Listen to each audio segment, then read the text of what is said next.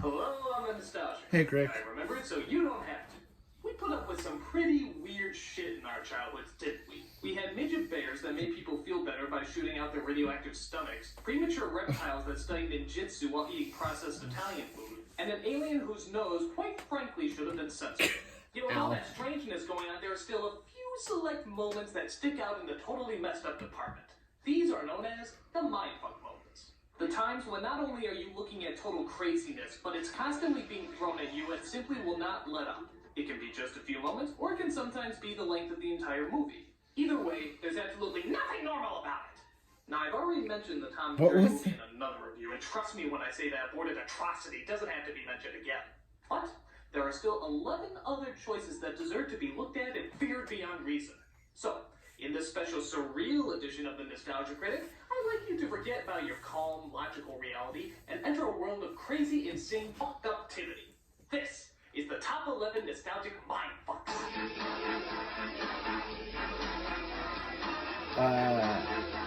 What?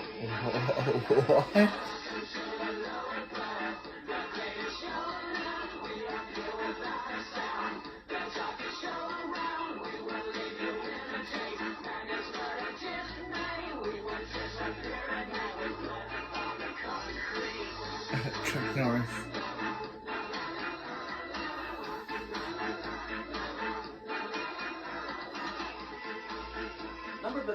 Number banana.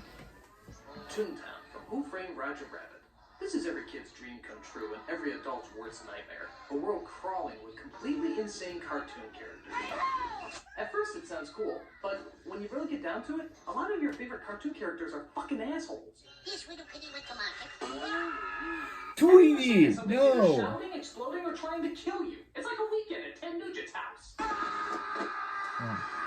Plus, it's probably the only time you'll see Bugs Bunny and Mickey Mouse together. Yep, I was in this movie, huh? Yeah, so how's Pixar saving your ass this time, Mickey? Suck my enchanted ball sack, you hunk of shit. It was always bright and colorful, but it was also manic and totally out of I would control, never say making a that. simple nighttime stroll a freaking fight for your life. Operating on cartoon logic, that is to say, no logic, Toontown definitely knew how to make us all grateful to be living in the real world. Tunes gets them every time. I'm a carrot. Number balloon. Okay, number balloon. This is a horrible movie. It makes no sense, the acting is horrible, and nothing about it is funny or dramatic. But boy was it fucked up, creating a city of faces, a million violent residents, and just to make it as surreal as possible, Brad Pitt. Brad Pitt. Dealing with shit here that's way over your head. Alright, I can take the madness and chaos of this world, but Brad Pitt? For some reason, that's just too far. He's surreal enough just being with Angelina Jolie. He doesn't need any help from this movie. I've heard it bores me. Much like Toontown, Cool World was always loud and obnoxious. But rather than being bright and colorful, Cool World was dark and grainy, creating one of the coolest hellholes ever put on film. Unfortunately, it does its job a little too well. By the time this movie was over, I ran for the exit like the screen was on fire. And judging by the images, it was hard to tell whether it was or not. This place should be erased. Still, even for all its nonsensical anarchy, Cool World did have, well, nonsensical anarchy. And I guess that is something to be admired. We may not be real to you as yet, but we will be. Yeah. Yes. Yeah. Yes. Yes. 3 critics. Number C. Z. Dragon's Lair 2, Time Warp. Now, I know it's kind of cheating putting a video game in the mix, but Dragon's Lair 2 was a fully 2D animated adventure, and was still enjoyable to watch even if you weren't playing it. Unlike the first arcade game that simply put you in different rooms in different situations, Dragon's Lair 2 actually moved like a story. Well, sort of. There were actual levels instead of just obstacles, but they still didn't make that much sense. Like, the first level is just escaping your angry mother-in-law. How strange is that? Yeah.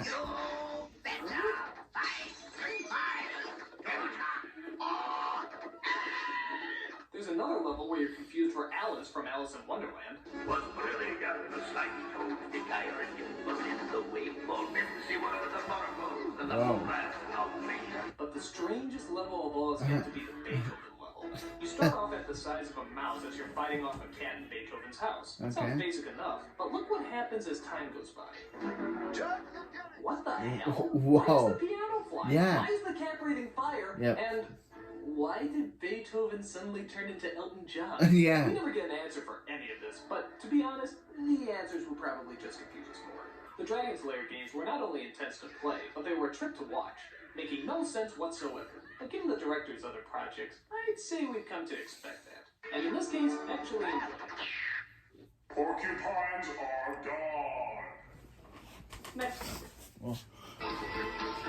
Number toaster. The Paraphernalia Wagon from Grinch Night. The Grinch had a number of spin-offs after How the Grinch Stole Christmas, including Grinch Night, The Grinch Grinches the Cat in the Hat, and probably the most controversial, How the Grinch Killed Horton. But this was by far the strangest of them, as all the Who's down in Whoville are afraid of the Grinch coming down from his mountain and into the neighborhood. So it's up to a small boy named Euchariah to stand up to the Grinch and try to distract him. Okay. Why is he coming to town? Because Yeah. the wind has changed. Why is Okay. everyone afraid of him? Because he's the Grinch, I guess. Okay, so this plot made absolutely no sense whatsoever. And given the stories of Dr. Seuss, that's saying a lot.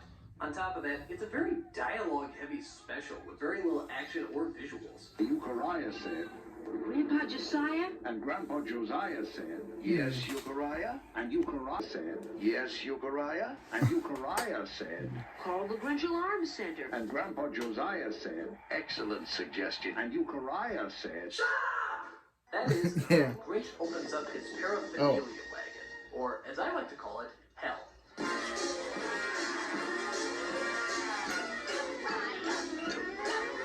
Oh.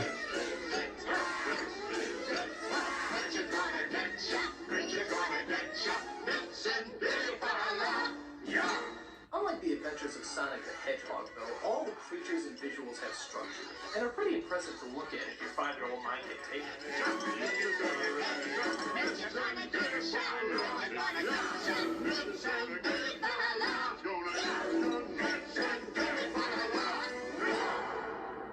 What? I just wet myself. Logical? No. Crazy? Nah. Fucked up beyond all recognition? Yeah. You bet your friggin' ass. Grinch Night is one night on the town I think we'd all like to forget sooner than later. Now on to our next Wait a minute, What? this isn't right. Much better. Number one. Raggedy Ann and Andy, a musical adventure. Now I know what you're thinking. How can a movie based on a prissy little doll have anything resembling a mindfuck moment? Well, just watch some of it. Ah. Ah. Is this endless Ah. all there is to be? More ass. It's 'cause I love you. Huh?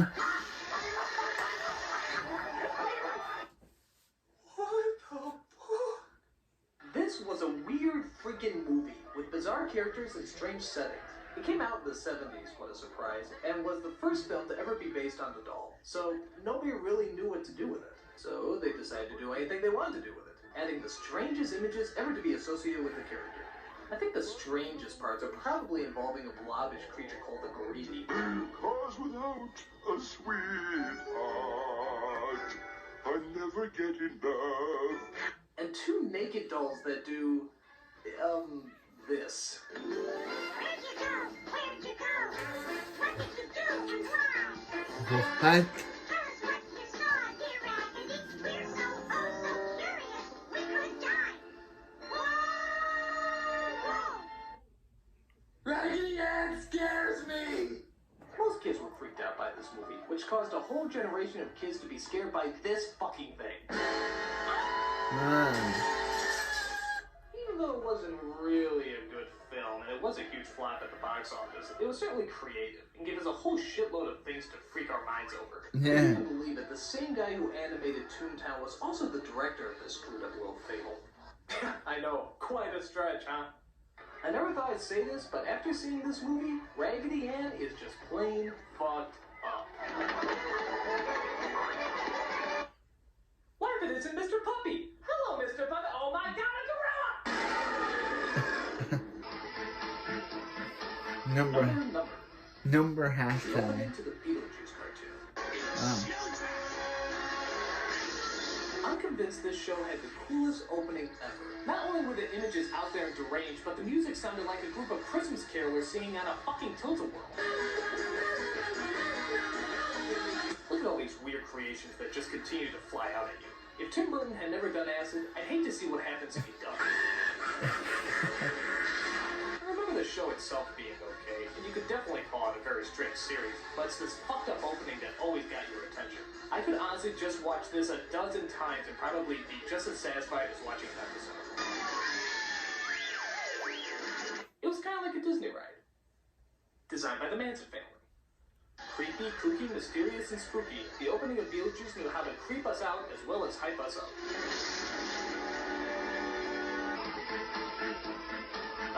Number Lamb. The Hallucination from Beavis and Butthead Do America. I know neither the show nor the movie was intended for kids, but that didn't stop us from watching it anyway. And boy, did it lead to one of the biggest trip-out moments ever. It all starts when Beavis and Butthead are stranded in the desert, as Beavis takes a bite of a cactus that causes him to start hallucinating. And what follows is... the best damn hallucination ever! Now, it's pretty well known that Beavis and Butthead had never been very big in the artistic department. But when they got the designs of Rob Zombie's illustration work, the rest is mindfuck history. And as soon as it's over, of course, no one ever mentions it again. Yeah, okay. Alligator Moment. Actually, a lot of these mindfucks are essentially big-lipped alligator moments. But as long as they entertain and mess up our perception of normality, it's always welcome.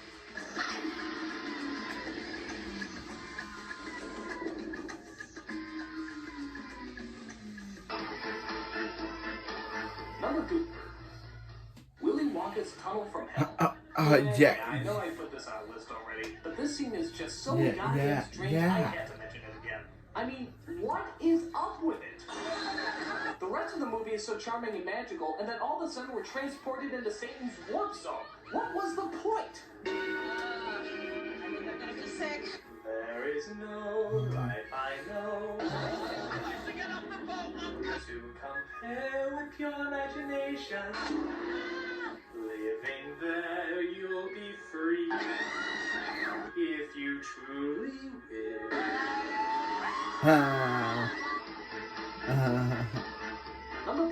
Number Pie. This is Halloween from The Nightmare Before Christmas. This is by far the best part of the movie. It's the best song, best visuals, and best out of your fucking mind moment. Every second something is flying at you, and in a world where everything is designed to scare, chances are you're gonna come across some freaky moments. This world is so surreal that bats actually have strings attached to them. Whoa, that's just crazy! Yeah. All the creatures of Halloween are in the opening and are all recognizable. Except for one. What the hell is that guy? He looks like a chewed up reject from Where the Wild Things Are. I mean, what's he doing there? I am a genius. While the whole movie is, of course, a classic, it's the song sequence that we remember the most. Because it has the most freaky ass shit coming at us. A few years ago, this film was released again in theaters and presented in 3D. I'm having a hard enough time watching in 2D. I don't need 3 dimensions to tell me how fucked up this is. Aren't you scared? Whether you're scared by it or not, This Is Halloween definitely rates a 9.5 on the what the fuck-a-meter. Yeah.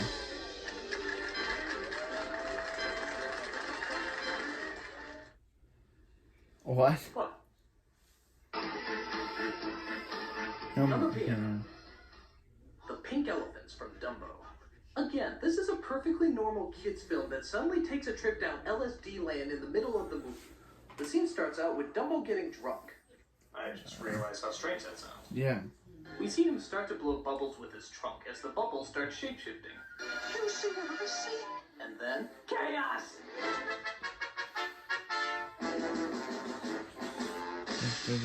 A parade of pink, black-eyed demons come dancing out of nowhere and decide to have a freak-out. Pink elephants on parade, here they come, hippity-hoppity.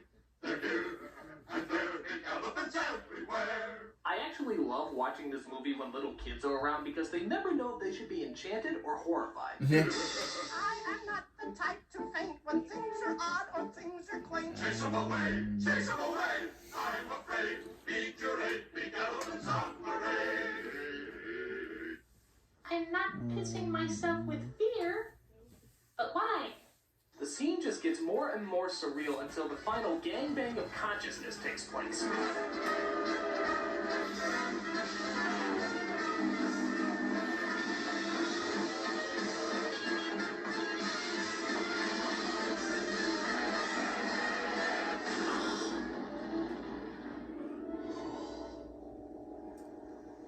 Was it good for you? Totally out of nowhere and totally making no sense, Pink Elephants was a bubbly brain bash that no amount of alcohol could make you forget.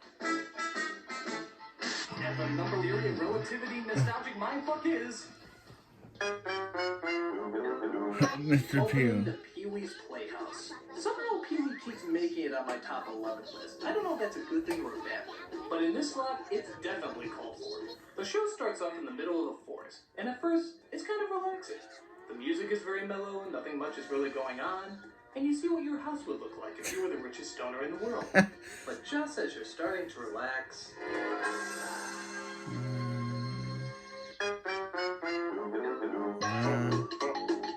Is the window talking? It goes into Mindfucks Central, where literally everything in the house can talk. The chair, the clock, the window, everything. The only thing I never saw talk on the show was the floor, and that's because I don't think it ever had anything to say. We also hear the song sung by a woman, or at least I hope it's a woman, who sounds like she just sucked a year's worth of helium.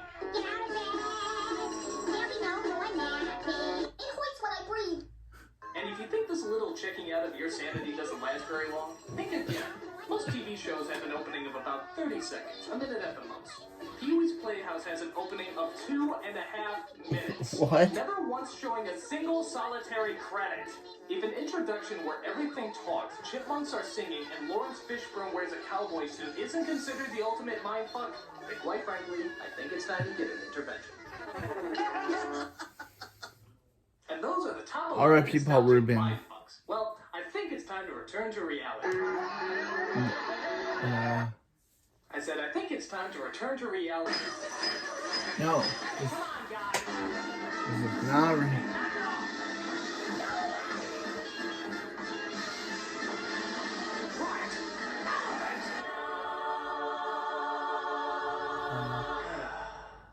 Thank you, terrifying logo. I needed that. Hey, how come you didn't come out when I mentioned the pink elephants? Oh, it's because I mentioned the S at the end, isn't it? You only come out when I say the word elephant. Elephants. Elephants. Elephants. Elephants. Elephants. I'm a nostalgia critic, I remember it, so you don't have to. What did I just watch? What did I just watch?